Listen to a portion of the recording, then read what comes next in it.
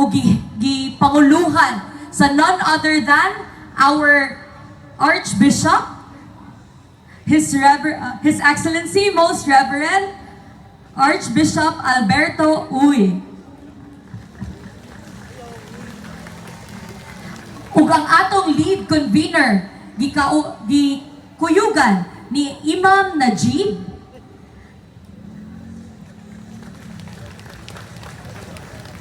sa UCCP CCI and UCCP Cebu,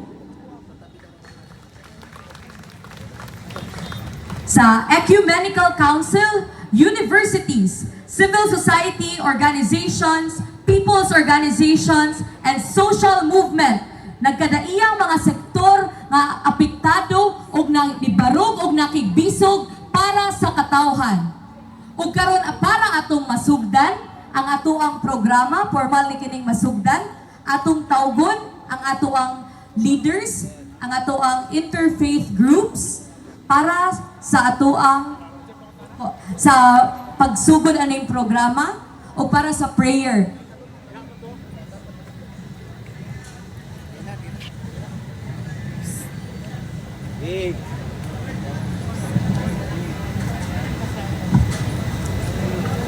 We welcome to the stage representatives of our interfaith groups. We have Imam Muhammad Ustaz Najib Razul of the Council of Elders, Visayas Region. We have a representative from the Cebu City Economical Council, Bishop Feliciana Tenchavez.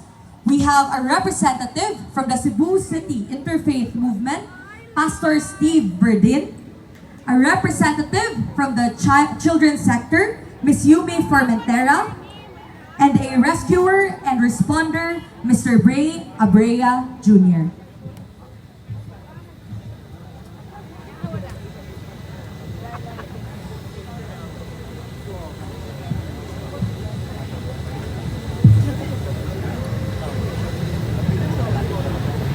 Allahu Akbar! Allahu Akbar! Allahu Akbar! Bismillahirrahmanirrahim. Alhamdulillahi Rabbil Alamin. Ar-Rahmanirrahim. Malik Yawmiddin. Iyaka na'budu wa iyaka nasta'in. Ihdina siratal mustaqim. Siratal ladzina an'amta 'alaihim ghairil maghdubi 'alaihim waladdallin. O labing makagagahom, dalaygon, gikan sa sinugdanan nga walay sinugdanan, hangtod sa katapusan nga walay katapusan. Aniya kami, imong mga binuhat, imong mga ulipon, nagpasalamat tungod sa kinabuhi nga imong gihata. Tungod sa higayon nga imo kaming gitigom hangtod nining taknaan. Nakasala kami kanimo, among giangkon ang among pagkamasiнаlaypon. Nakasala kami kanimo tungod sa among mga buhat nga dautan, sa among mga limbong, sa among pagkamapahitason, sa among pagpanlibak, sa among pagkakalibutanon. Pasayloa kaming tanan. Imo kaming ipagian og katalagman sa pinaiyahan, pinaagi sa linog, pinaagi sa mga bagyo, aron kami makakaton ug makasabot. Giyahi kaming tanan, aron kami magkinabuhi nga matarong niining yutaa, aron kami magtambayayong nining buhat nga imong gitugyan sa matag usa kanamo, nga mao ang pagpalambo sa among katilingban. Handom namo nga kaming tanan makaadto sa mga tanaman sa paraiso. Giyahi kami, imo man ang tanang kamanduan kaniadto karon ug hangtod sa walay katapusan. Amen.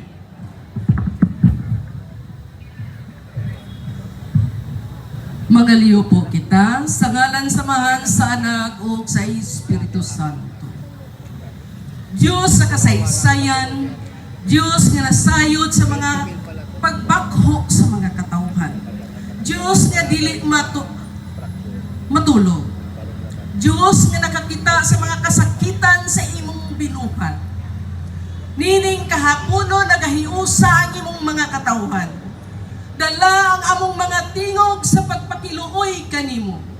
Kaluy intahon kami. Ihatag ngadto sa mga katawhan ang among gikinahanglan. Kinabuhi nga madagayaon, kinabuhi nga imong gimugna ug imong giamuma aron makabaton kami, makapuyo kami diha sa imong gingharian.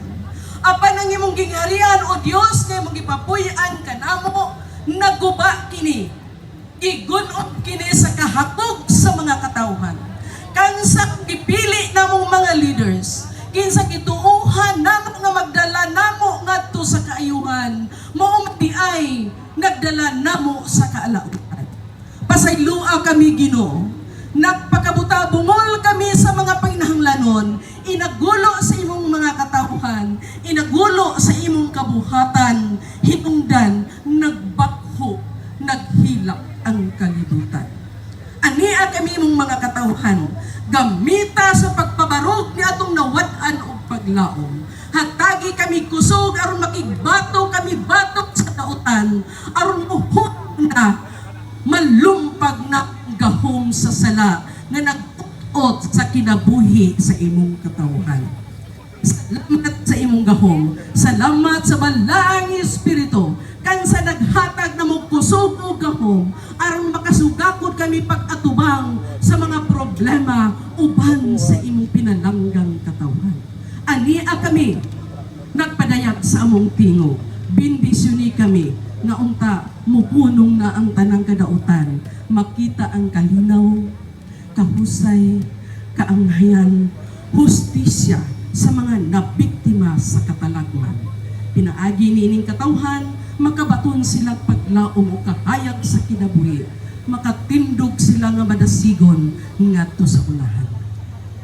Pununga o Dios, hununga na o Dios, ang pagkahum sa kadautan nga nagbungkag sa kalinaw o kahusay. Kita nagaampo sa ngalan samahan sa Anak o sa Espiritu Santo. Amen. Let us pray.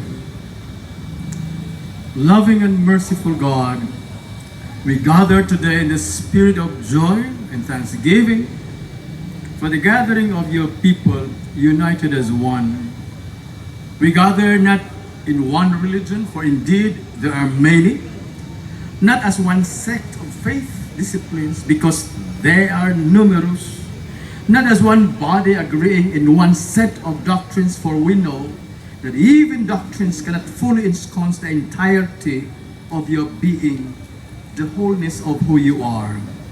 We gather rather as a people believing that amidst diversity of our faith and faith expressions, you remain as one true God, the source of all being, the beginning of who we all are, and the one from whom truth, goodness, and justice emanate. Righteous and holy God, we bow before you, the judge of all nations, who sees every hidden act and weighs every heart's intentions. Today, more importantly, in admission of the common national political context that we are all in, a nation that groans under the weight of corruption, ghost projects, dishonest dealings, and officials who betray the sacred trust of public service.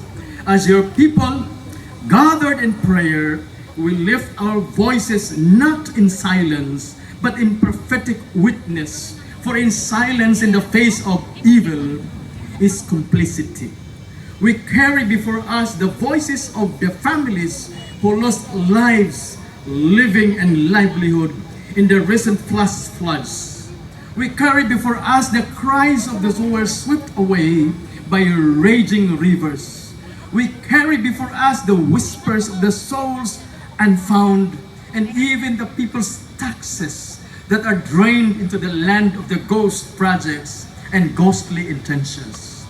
O Lord, let the quest for truth, let the quest for genuine accountability manifest in the hearts, in the minds and mouths of a few who fight strongly amidst hegemonic leadership in Congress, in Senate, and even in the executive arena.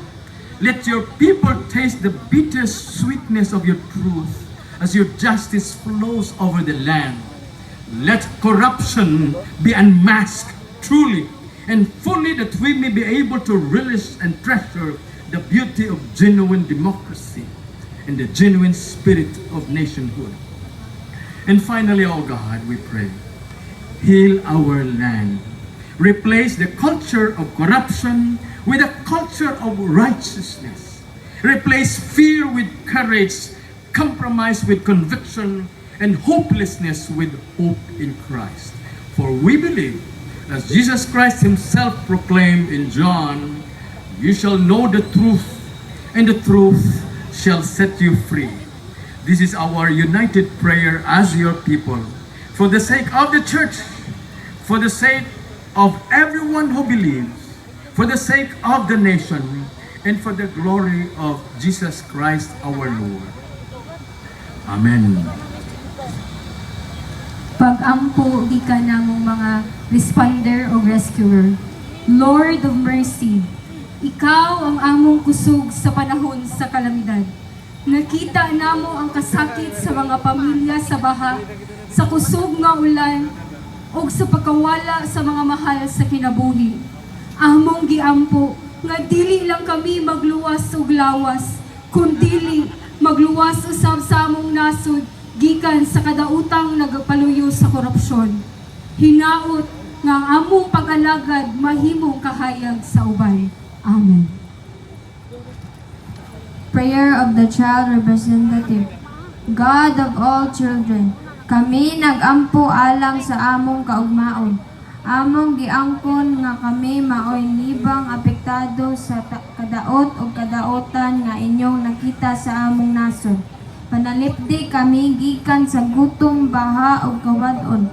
Tabangi ang mga nagkong tao nga magdinabangay o magbantay sa kamatuoran. Hatagi kami og kaisog nga mahimong tinguha sa pagbag-o. Amen. And people of God, people of Cebu, may the God of all peoples bless our steps today. Hatagan unta kita sa kaisog sa pagbarog, batok sa korupsyon.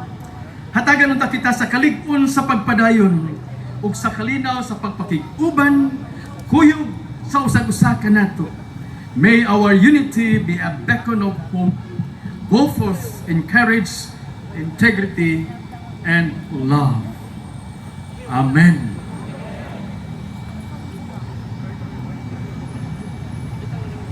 May we kindly ask everyone to please remain standing for the Philippine National Anthem to be led by the USJR Chorale.